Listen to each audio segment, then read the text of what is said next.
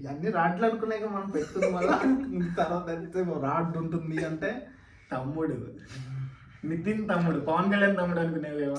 అసలు ఆ తమ్ముడికి ఈ తమ్ముడికి నాకకి నాగలోకి అనుకున్నంత తేడా అంత ఉంది.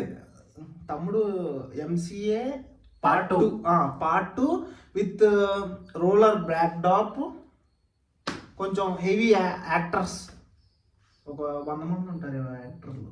ఎందుకు ఉపయోగం, దేనికి ఎందుకు ఉంటారు అంతే, ఏం చేయరు, జస్ట్ అలా నుంచోండి అంటారు.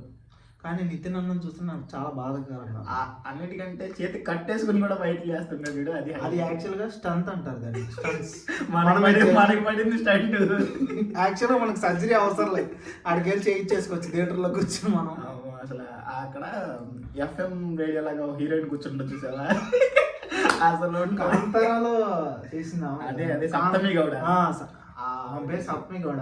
ఆవిడికి స్లాంగ్ పెట్టారు ఎందుకో కూడా అర్థం కాదు. డబ్బింగ్ లో మేనేజ్ చేస్తాను, నువ్వు గెస్ట్ నువ్వు అలా వచ్చేది. కాంతారా పెద్ద హిట్ అయ్యింది కదమ్మా, నువ్వు కూడా అలా వచ్చి అలా కూర్చున్నది. వర్షాబల్లమని పెట్టారు. నిజంగా ఆమె చూసి ఆమె ఈ మధ్యన బాగుంటది కాస్త వర్షాబల్లమ్మ. కానీ ఎందుకు ఒప్పుకుందో పాపం.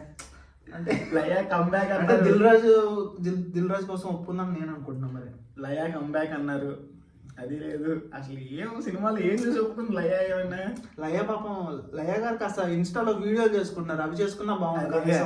మధ్యలో చిన్న బ్రేక్, అమ్మా చిన్న సినిమా చేసి వచ్చేస్తానని చెప్పి ఇంట్లో చెప్పినట్టున్నారు పాపం. అసలు మొత్తానికి రాడ్ సినిమా అది, కంప్లీట్ రాడ్. రాడ్ అనిపించి మాట్లాడు